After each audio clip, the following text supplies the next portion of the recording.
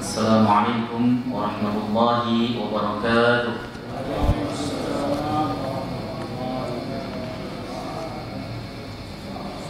Alhamdulillahilladzi hadana lihada wa ma kunna linahtadiya laula an hadana Allah. Asyhadu an la ilaha illallah wahdahu la syarika lah wa asyhadu anna Muhammadan abduhu wa rasuluh. Allahumma salli wa sallim wa barik ala hadzal nabiyyil karim nabiyina Muhammadin sallallahu alaihi wasallam wa ala alihi wa sahbihi wa man tabi'ahu ila yaumiddin, amma ba'd. Qala Allah ta'ala fi kitabihil aziz wa huwa asdaqul qailin, ya ayyuhalladzina amanu taqullaha haqqa tuqatih wa la tamutunna illa wa antum muslimun. فإن أحسن الحديث كتاب الله وخير الهدي هدي محمد وشر الأمور محدثاتها وكل محدثات بدعة وكل بدعة ضلالة وكل ضلالة في النار. Alhamdulillah, segala puji bagi Allah Subhanahu wa taala, Tuhan semesta alam yang telah memberikan kita nikmatul iman wal Islam wa sihatil badan, sehingga kita bisa kembali bertemu muka dalam keadaan sehat walafiat dalam rangka thalabul ilmi nafi', mencari ilmu yang manfaat. Mencari ilmu yang manfaat itu hukumnya wajib ain, bukan wajib kifayah, bukan fardu kifayah tapi fardu ain. Oleh sebab itu para ulama menegaskan jika tidak ada halangan yang sifatnya uzur syar'i dan halangan tersebut adalah fardu ain juga, maka dia terkena dosa. Imam Az-Zahabi menulisnya sebagai dosa besar dalam kitabnya Al-Kabair, tidak mau menuntut ilmu syar'i yang sifatnya fardu ain itu dosa besar. Salawat dan salam mudah-mudahan kita terus panjatkan, sanjungkan kehadirat Rasulullah Shallallahu Alaihi Wasallam beserta seluruh keluarga beliau, sahabat, kerabat dan pengikutnya, serta kita semuanya umat beliau, umat dakwah ijabah yang senantiasa istiqamah, konsisten dalam menjalankan dan mengerjakan sunnah-sunnahnya hingga akhir masa nanti. Kita lanjutkan kajian kita kitab Taisirul Alam Sarah Umdatil Ahkam karangan Syekh Abdullah Basham. Masuk pada babu tahiyyatil masjid, bab yang menjelaskan tentang salat tahiyyatul masjid. Salat tahiyyatul masjid ini hampir setiap saat kita kerjakan, kita lakukan, ya. Saya teringat, saya pernah membaca dalam Sunan Abu Dawud. Kalau di dalam kitab saya kan punyanya Aunul Ma'bud Sarah Sunan Abi Dawud, ya. Ada 9 jilid. Kalau di jilid yang kelima itu ada hadis yang menjelaskan bahwa salah satu tanda kiamat adalah orang menjadikan masjid sebagai jalan. Nah, maksudnya apa? Yaitu dia keluar masuk masjid tapi tidak sholat tahiyatul masjid. Itu artinya orang menjadikan masjid hanya sebagai jalan, kelibar-kelibar masuk masjid tapi nggak sholat tahiyatul masjid.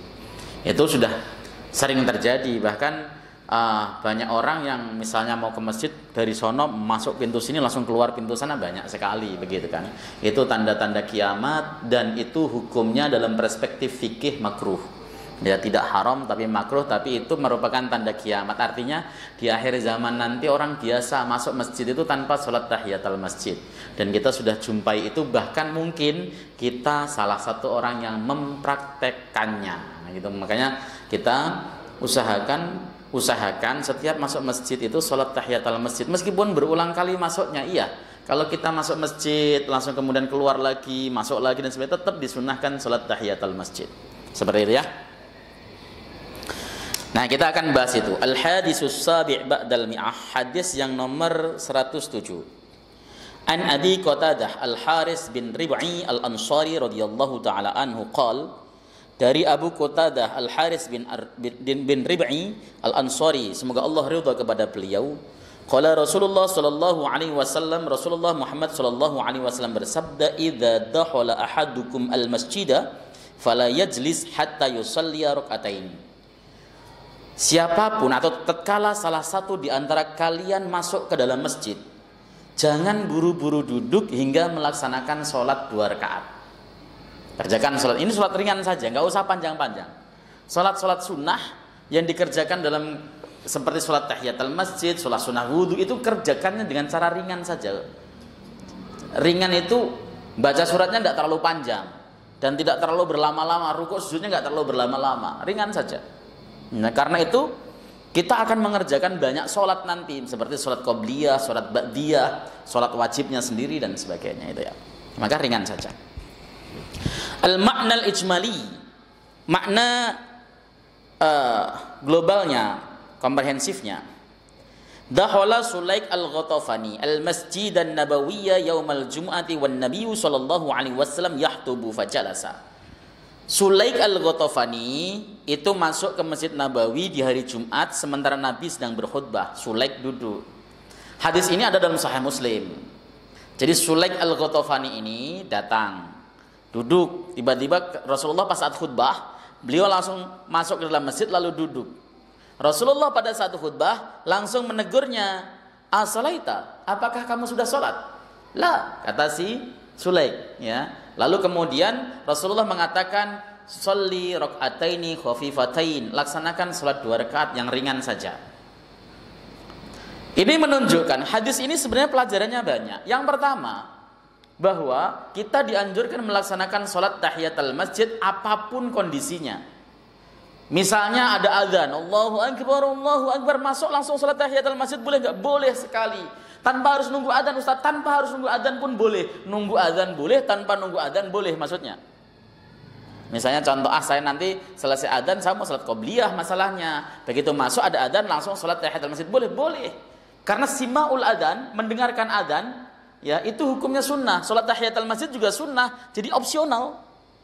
Mana yang mau dikerjakan?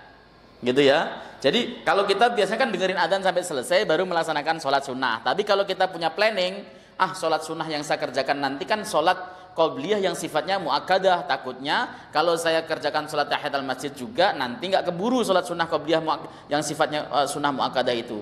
Maka kerjakan pada saat masuk.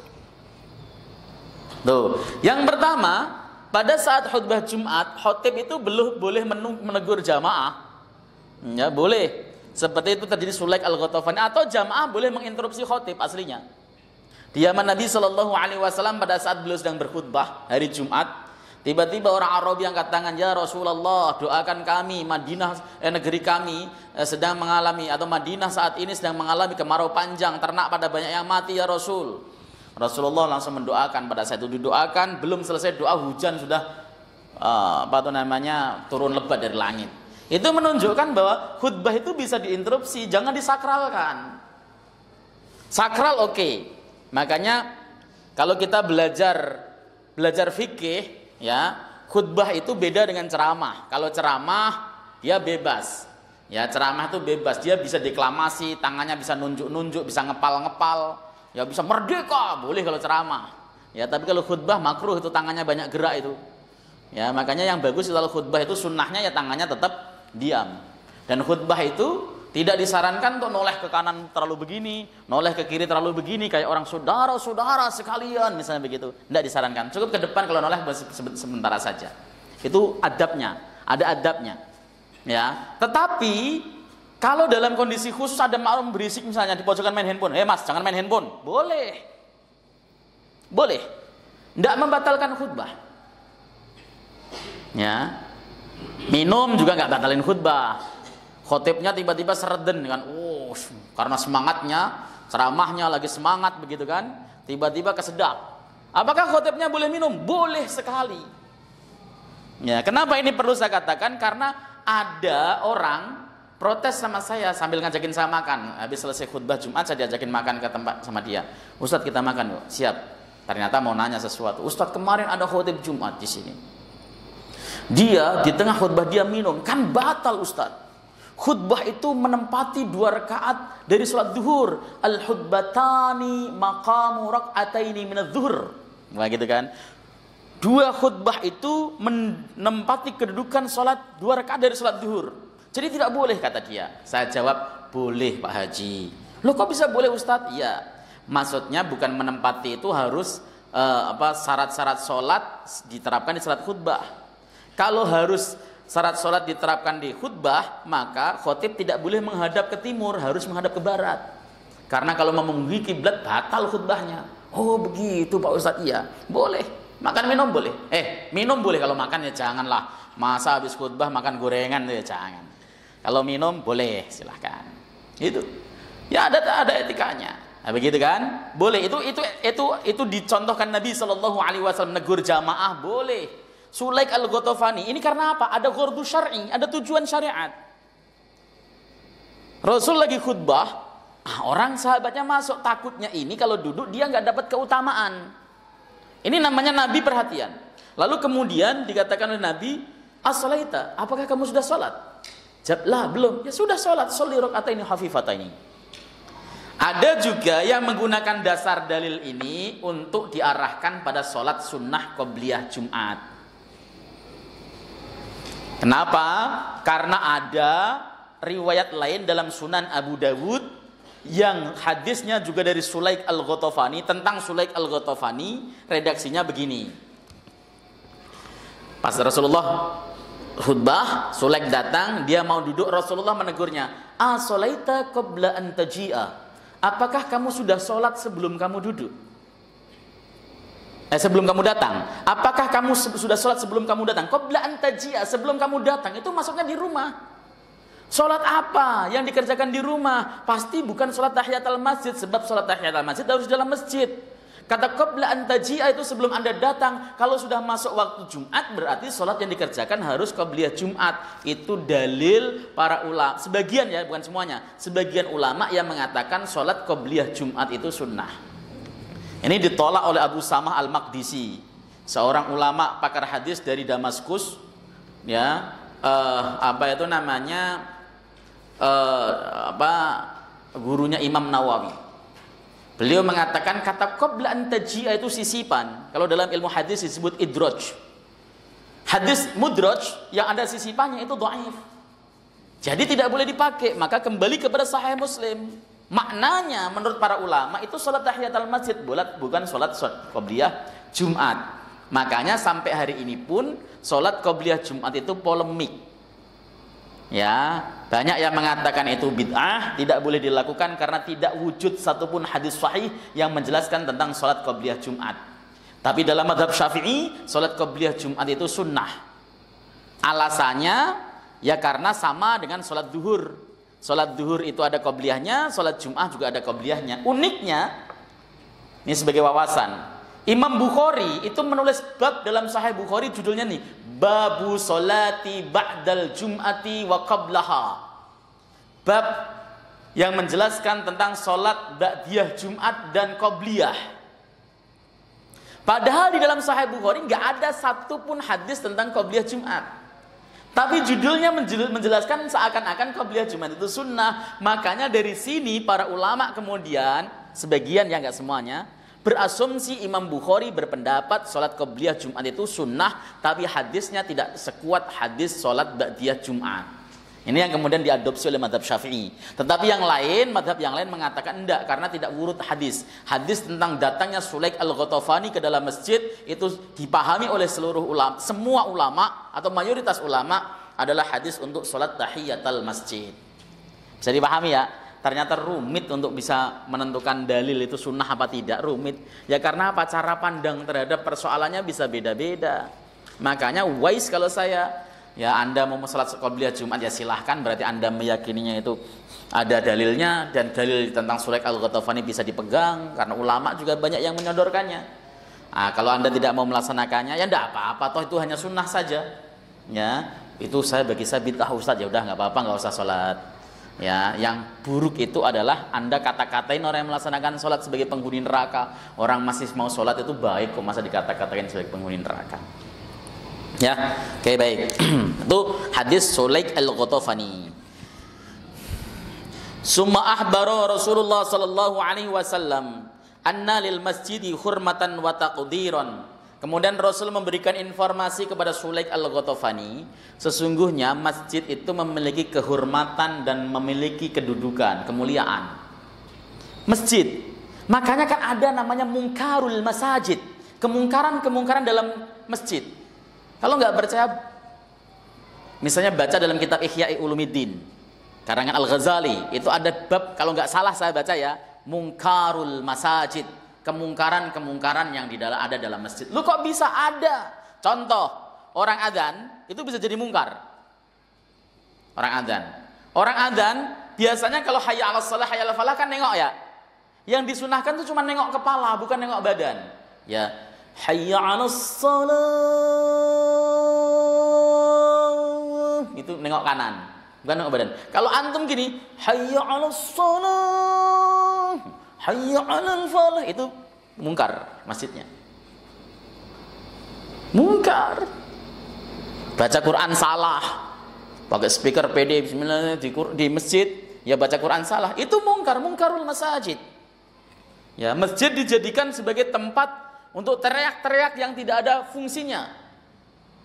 Ya kalau gini kan ngaji ya. Bapak kan teriak-teriak, ini ngaji, Pak. Masa nggak ada fungsinya? Itu debat, dibuat begadang, dibuat apa yang nggak ada faedahnya, itu mungkarul masajid. Ya. Banyak kemungkaran-kemungkaran di dalam masjid itu banyak. Al-Ghazali itu sampai nulis itu dalam Ikhya-nya itu selembar lebih. Ternyata ada ya, ada. Makanya ketika di masjid sopan, berlaku sopan. Masuk dengan kaki kanan karena kita menuju tempat yang mulia, afdhalul biqa. Utama-utamanya tempat al-masjid, itu masjid. Utama-utamanya tempat itu di masjid. Utama-utamanya tempat. Bapak galau, pikiran ruwet dan sebagainya, ambil air wudhu, masuk masjid, tenang. Apalagi ada AC-nya. Mantap itu. Ya. Apalagi kemudian pengurus masjidnya nyediain di depan tuh dispenser sama air panas plus kopi. Ya. Gitu. Serius. Ya, afdhalul biqa, utama-utamanya tempat itu masjid. Kenapa kita kemudian kalau masuk masjid itu pengennya cepat pulang? Ya berarti kita belum kerasan di masjid. Ini akan jadi saksi semuanya. Ya, oke, baik. Dan dia memiliki keutamaan. Ya jelas masjid itu memiliki keutamaan.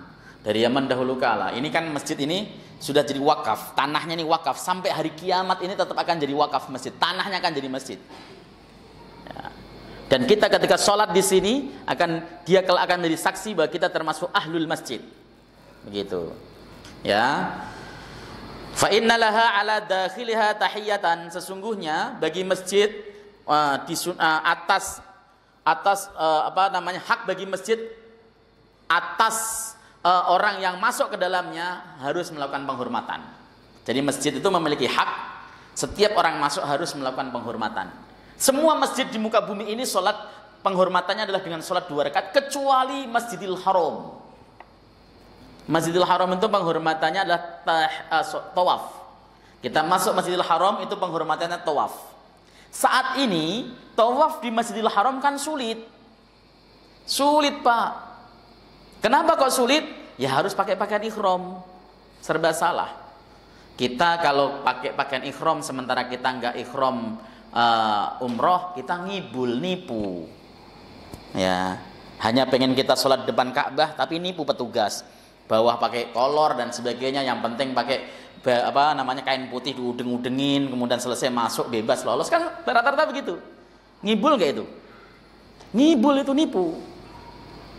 Nah, sementara mestinya orang-orang yang betul-betul ikhram sedang melaksanakan umroh itu bisa longgar sedikit gara-gara orang-orang model kita ini yang maksain, padahal nggak sedang umroh ikut-ikutan muter begitu jadi penuh luar biasa. Dalam keadaan seperti itu kita masuk Masjidil Haram pun dianjurkan melaksanakan sholat 2 rakaat, nggak usah tawaf.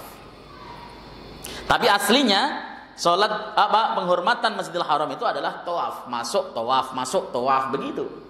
Ya. Jadi kalau Bapak pengen di depan Ka'bah ya harus ihram. Saya lebih suka ya apa adanya. Saya kalau pas lagi ihram ya saya masuk. Kalau saya nggak pakai ihram ya saya di luar. Kenapa? Karena saya sadar diri bahwa tujuan saya ibadah adalah untuk Allah Subhanahu wa taala, bukan untuk bangga-banggaan. Ya.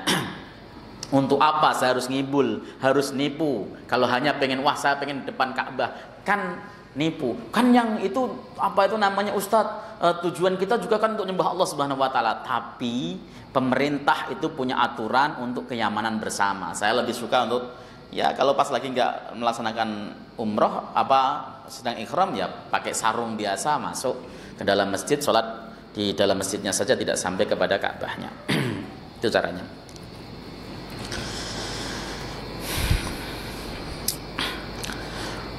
Wa hiya alla yajlisa hatta yusalli raka'ataini, yaitu salat tahiyatul masjid itu yaitu seseorang tersebut tidak boleh duduk hingga dia melaksanakan salat sunnah 2 rakaat.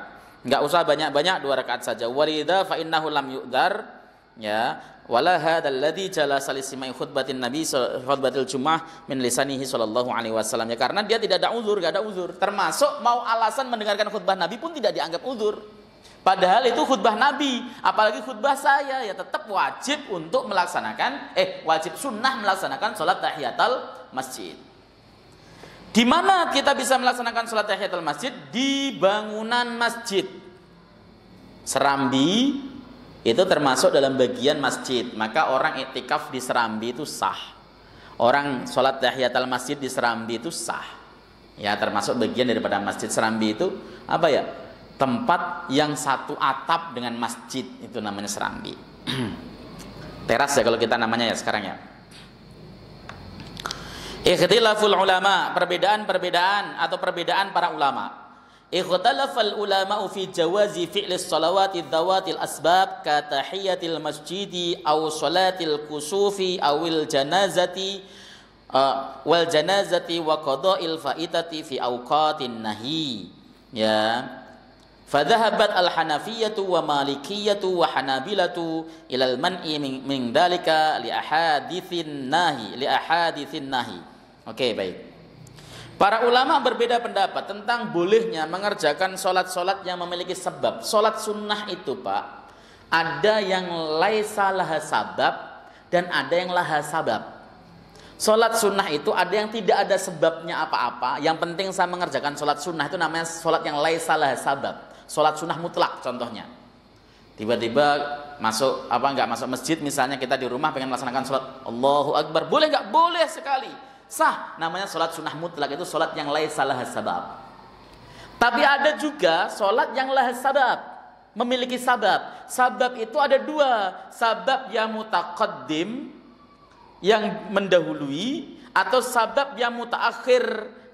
Sabab itu belakangan, ya. Atau sabab tersebut itu adalah sabab yang bersamaan. Contoh misalnya sabab yang mendahului adalah wudu. Kita wudu, sabab wudu kita sholat sunnah wudu, itu namanya sholat yang laha sabab, ada sababnya. Apa sabab sholat itu? Wudu. Sholat tahiyatul masjid itu disebut sholat yang laha sabab, sebab sholat tersebut sunnah karena Anda masuk masjid, namanya sholat tahiyatul masjid, itu namanya sholat yang laha sabab. Sholat gerhana misalnya, ya, sholat gerhana. Kenapa ada sholat gerhana? Karena ada gerhana, itu namanya sholat yang laha sabab.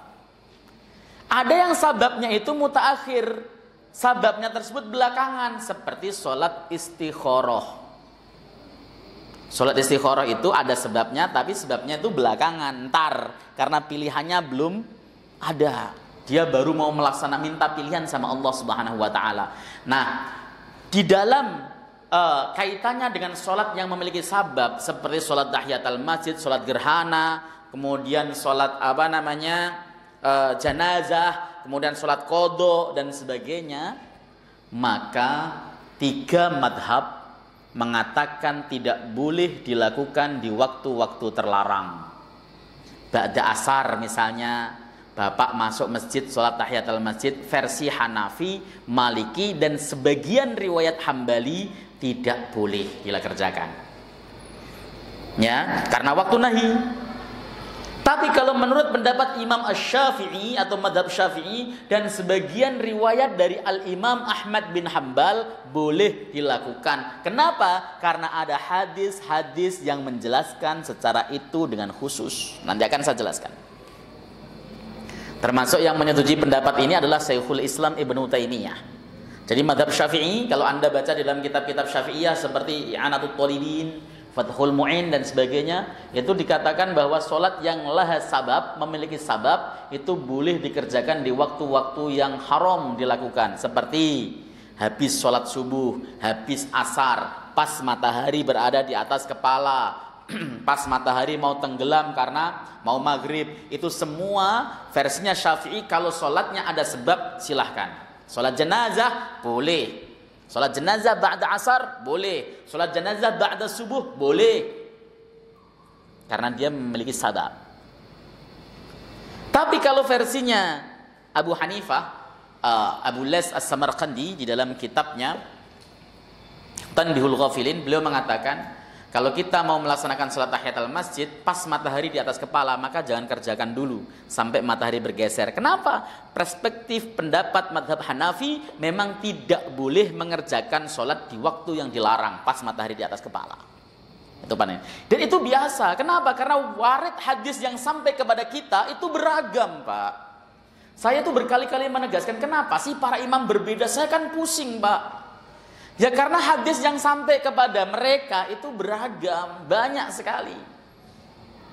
Dan mereka berbeda-beda di dalam mensikapi hadis, itulah kenapa ada perbedaan. Dan kalau kita tahu cara mengambil dalilnya, kita itu justru akan semakin enak. Ya salah satu contoh nih, ini contoh saja ya, intermezzo. Madhab Abu Hanifah. Kita misalnya melaksanakan sholat, sudah tahiyat akhir, sebelum salam, kentut, secara fikih Hanafi sholatnya sah. Lah belum salam, ya, karena fikih Hanafi menganggap salam bukan rukun, bukan fardu. Salam itu hanya wajib. Kalau dia keluar dari sholat sebab berbicara, hadas ataupun melakukan perbuatan atau salam, sholatnya cukup sah. Versi siapa? Hanafi. Kok bisa? Kan dalilnya tegas, Rasulullah sampai salam, ada hadisnya. Ya. Di dalam hadis Nabi Shallallahu Alaihi Wasallam ketika menjelaskan hadis musik solatuhu, beliau mengatakan bahwa idza fa'alta dzalika qad atammat salatuh. Ya, jika kamu melaksanakan hal itu maka sholatmu telah sempurna. Itu dalam hadis itu tidak disebutkan ada salam. Atau dalam Sunan Abu Dawud dijelaskan dengan sangat tegas, ketika Anda sudah duduk tasyahud akhir, maka Anda sudah selesai melaksanakan sholat. Itu dalilnya mazhab Abu Hanifah. Inilah kenapa kemudian terjadi perbedaan perspektif, sebab dalil yang datang itu beragam, yang sampai itu beragam. Seperti contoh ini, masalah sholat yang laha sabab atau dia tidak memiliki sabab dan sholat yang memiliki sabab. Madhab Hanafi, Maliki, Hambali ya melarang berdasarkan hadis begini. La salata ba'da subhi hatta tatlu as-samsu wa la salata ba'da al-'asri hatta taghiba syamsu.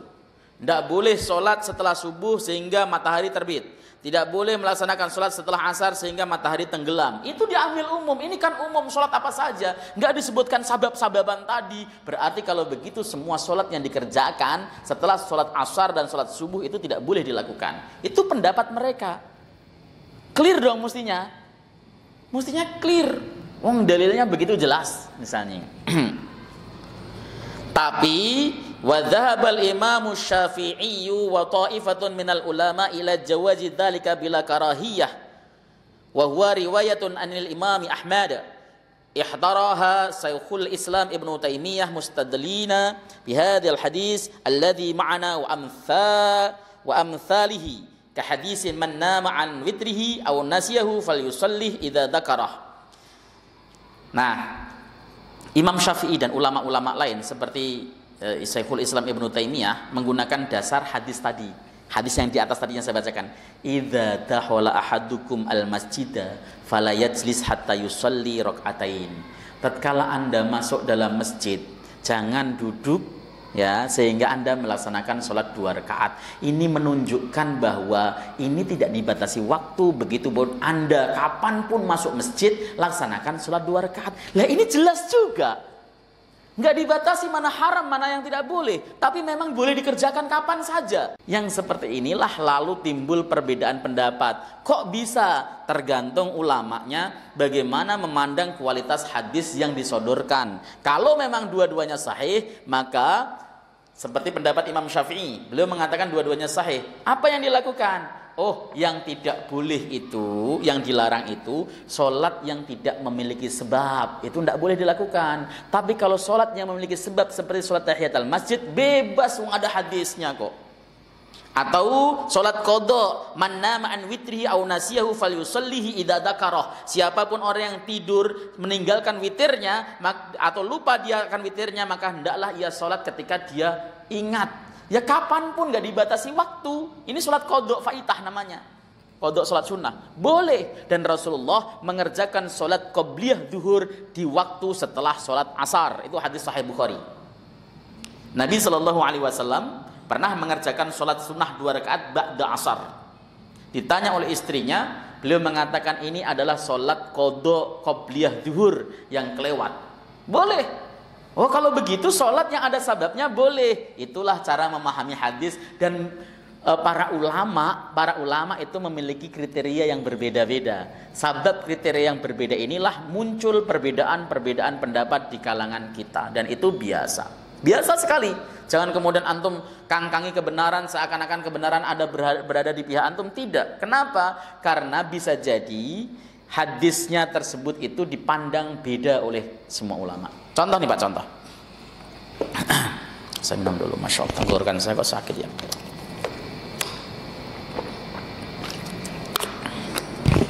Contoh, saya tadi pagingan ngaji Zoom, ditanya oleh jamaah, Ustadz, bagaimana hukumnya orang ketika Assalamualaikum warahmatullahi, lalu mengusap wajahnya dengan telapak kanan?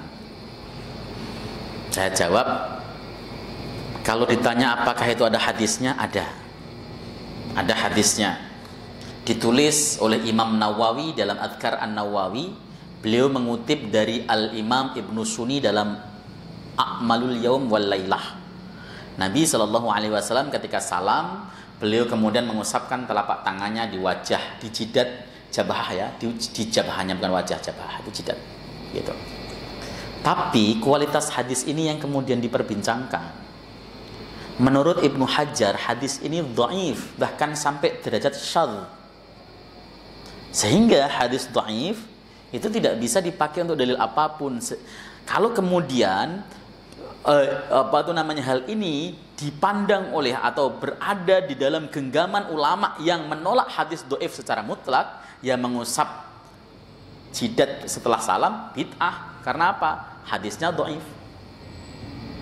Tapi kalau kemudian hadis tersebut di tangan orang yang mengatakan ad-dhaifu yusta'malu fi fadhailil a'mal, hadis dhaif itu boleh diamalkan dalam rangka fadilah amal, ya boleh meskipun dhaif diamalkan. Itulah yang kemudian terjadi banyak perbedaannya.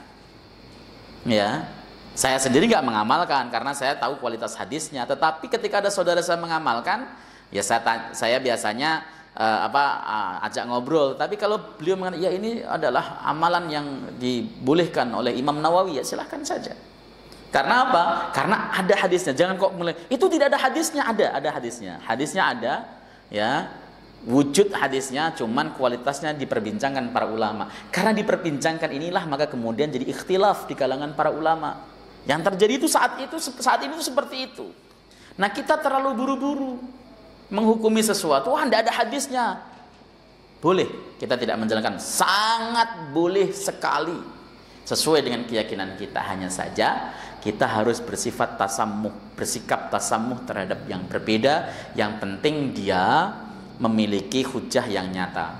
Asal antum tahu, Syekh Abdul Karim Khudair, guru hadis di Universitas Madinah, itu memiliki sebuah kitab yang berjudul Hadisud Dhaif, hadis dhaif, ya, dan asarnya di dalam hukum maksudnya. Saya lupa judul lengkapnya, tapi yang jelas dia judulnya Hadisud Dhaif, hadis dhaif. Ulama itu terbagi menjadi 3 terkait hadis dhaif. Ada yang menerima mutlak.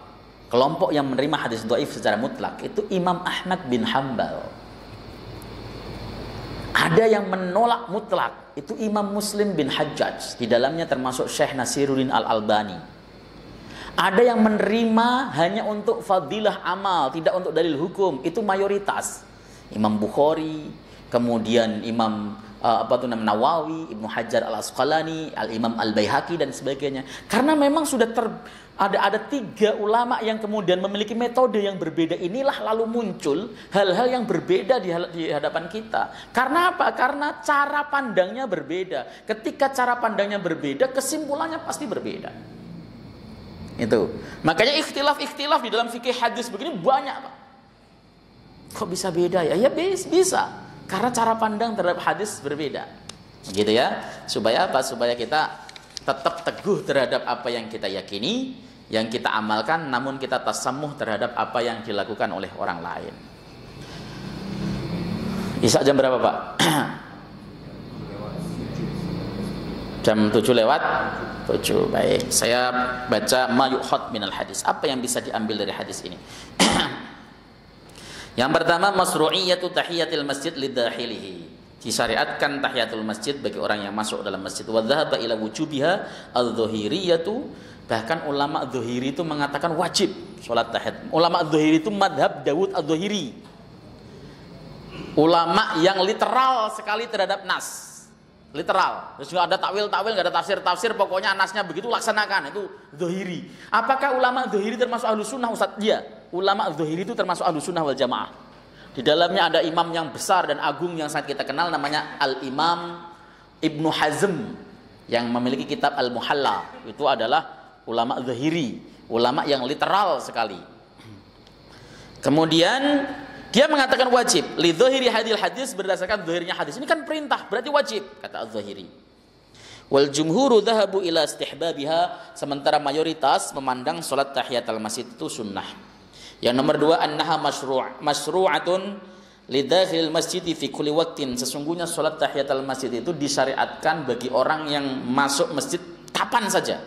Walau kana waktu nahyin li umumil hadis, meskipun dia masuk di masjid di waktu yang dilarang, waktu yang dimakruhkan, waktu yang diharamkan, tetap melaksanakan salat tahiyatul masjid sunnah. Nomor 3, istihbabul wudu'i lidahilil masjid li alla tafutahu hadhihi shalah al-ma'muru biha. Jadi sunnah untuk berwudu ketika kita masuk masjid. Supaya apa? Supaya kita langsung bisa mengerjakan sholat tahiyatul masjid. Maka ketika masuk masjid, wudu dulu. Jadi gak kelibar-kelibar, mundar-mandir gitu, seperti itu. Kemudian yang 4, qayyadal ulama al-masjid al-harama bi anna tahiyyatahu at-tawafu. Ulama membatasi khusus Masjidil Haram tahiyatnya adalah tawaf. Lakin man lam yuridit tawaf au yashqa alaihi fala yanbaghi ay yad'a as-salat bal yusalli rak'ataini. Namun orang yang tidak ingin tawaf atau berat untuk melaksanakan tawaf, maka seyogyanya dia tidak meninggalkan salat 2 rakaat, maka dia tetap sunnah melaksanakan salat tahiyatul masjid 2 rakaat.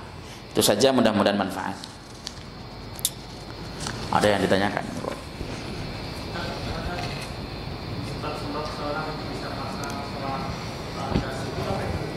Kenapa, Pak? Baik.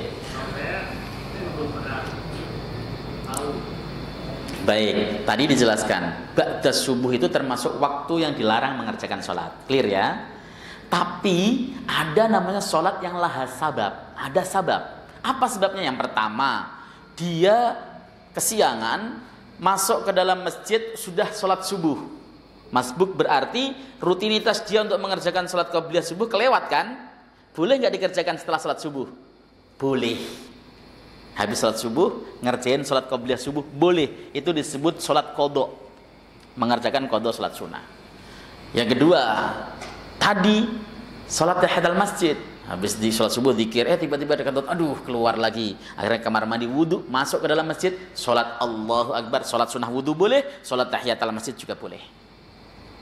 Atau ada gerhana menjelang subuh, ada, pernah terjadi. Pas habis subuh ada gerhana, boleh kita melaksanakan sholat gerhana pada saat setelah sholat subuh. Itu termasuk sebab-sebab mengerjakan sholat setelah sholat subuh. Tapi kalau tidak ada sebab apa-apa, tiba-tiba pengen mengerjakan sholat sunnah habis subuh, itu hukumnya makruh tahrim. Makruh tapi dosa kalau dikerjakan. Begitu, Pak. Ada lagi? Cukup? Cukup, alhamdulillah. Ya, yang sholat jenazah setelah baca rasa itu kan pernah juga berdebat. Sholat jenazah? Setelah asar. Siapa yang berdebatin? Itu kan waktu itu tidak diperbolehkan gitu, Mas Herna. Ya tadi menurut Imam Abu Hanifah sama Malik memang nggak boleh. Imam Malik sama Abu Hanifah mah nggak boleh. Tapi menurut Imam Syafi'i dan sebagian pendapat Imam Ahmad boleh. Makanya di Saudi Arabia sholat jenazah mah kapan aja, sehabis asar kayak habis subuh, sikat aja terus gitu. Karena mereka mengikuti pendapat yang membolehkan. Termasuk di Indonesia ini membolehkan ikut. Apalagi di Indonesia mayoritas Syafi'i dan Muhammadiyah mengikuti pendapat yang membolehkan karena ada sebabnya. Gitu. Ya. Jadi kalau ada yang mengatakan itu tidak boleh dan sebagainya, tidak apa-apa, kita hormati. Memang itu faktanya. Maliki berpendapat begitu, Hanafi berpendapat begitu kok. Gitu. Dengan dalil-dalil yang tadi saya kemukakan. Oke? Terkait dengan sholat sunnah, kan kita sering mendengar taubat, sholat hajat itu biasanya harus dibahas satu-satu itu ya. Kalau sholat sunnah taubat, ya sholat awabin itu dikerjakan berdasarkan hadis Nabi Shallallahu Alaihi Wasallam. Ketika kita hendak melaksanakan taubat kepada Allah, diperintahkan melaksanakan sholat 2 rakaat, lalu membaca atau setelah itu kemudian bertaubat kepada Allah Subhanahu Wa Taala. Kalau sholat hajat itu dasarnya adalah hadis dari Utsman bin Hanif ad-Dharir. Jadi ceritanya ada Utsman bin Hanif ad-Dharir datang kepada Nabi Shallallahu Alaihi Wasallam. Dharir itu orang yang matanya ada masalah lah, bahasa saya buta begitu kan, ada masalah. Dia minta kepada Nabi Shallallahu Alaihi Wasallam pengen diobati matanya. Nabi Shallallahu Alaihi Wasallam mengatakan ambil air wudhu, sholatlah 2 rakaat, lalu berdoalah begini-begini. Hadis itu dianggap itu hajat namanya. Ya silahkan, tidak apa-apa. Tapi yang jelas sholat hajat itu ya artinya dia memiliki kebutuhan kepada Allah, didekati Allah dengan sholat. Ia mendekati Allah dengan sholat, mengerjakan sholat 2 rakaat. Itu disebut dengan sholat hajat. Tapi aslinya dasarnya adalah hadis Utsman bin Hanif. Hadis tersebut sahih. Ya hanya saja tidak disebutkan sholat hajat secara begitu enggak. Nah, ada Utsman ad-Dhari dari Utsman bin Hanif, Utsman bin Hanif namanya bukan Utsman bin Affan ya, Utsman bin Hanif. Ja'ad Dharir, datang orang yang buta matanya kepada Nabi Sallallahu Alaihi Wasallam minta diobati matanya, tapi Nabi malah nyuruh berwudu, ya kemudian wudu dengan asbagul wudu, dengan sempurna wudunya, lalu sholat 2 rakaat, lalu suruh baca doa ini. Itulah disebut dengan sholat hajat versinya sebagian ulama. Beda sholat istikharah, ada sendiri istikharah dalilnya ada dalam Bukhari. Kalau sholat istikharah itu dalilnya sahih ada dalam Sahih Bukhari, langsung disebutkan dengan kata istikharah. Tetapi sholat istikharah itu juga boleh ditumpangkan kepada sholat lain. Misalnya contoh mengerjakan sholat sunnah wudhu, udah sekalian istikharah itu boleh. Tapi bagusnya ya tetap sholat terpisah. Sholat sunnah apapun itu ya, kita mengerjakan sholat sunnah ini, kita punya hajat nih, utang saya supaya lunas, itu ya bisa disebut sholat hajat, bisa. Ya, yang sebenarnya ya kerjakan aja sholat sunnah, wudhu yang baik kerjakan sholat sunnah. Nggak mesti disebut hajat, nggak mesti disebut dengan sholat hajat. Mengerjakan sholat sunnah lalu minta kepada Allah Subhanahu Wa Taala kebutuhannya, itu disebut sholat hajat sudah. Gitu Pak. Ya mutlak boleh. Kita punya hajat, kerjakan sholat sunnah mutlak aja boleh, nggak masalah. Karena sholat sunnah mutlak itu, sholat hajat termasuk sholat sunnah mutlak, termasuk sholat tarawih itu termasuk sholat sunnah mutlak, termasuk sholat tahajud itu termasuk sholat sunnah mutlak, begitu loh. Ya, sholat sunnah yang dikerjakan setelah tidur semuanya tahajud. Ya, meskipun antum nggak berniat, saya berniat melaksanakan sholat tahajud misalnya, masuk masjid Allah dalam hati saya ingin mengerjakan sholat aja, itu sah, itu disebut tahajud. Karena tahajud itu sholat yang dikerjakan pasca tidur, begitu ya Pak. Masuknya sholat sunnah mutlak. Makanya nggak ada batasan rakaatnya aslinya. Gitu ya. Nanti kita siapa tahu ada sholat sunnah setelah ini, saya belum baca lagi sampai habis. Kita tutup dengan firman majelis, subhanakallahumma wa bihamdika asyhadu an la ilaha illa anta astaghfiruka wa atubu ilaik. Assalamualaikum warahmatullahi wabarakatuh. Masyaallah.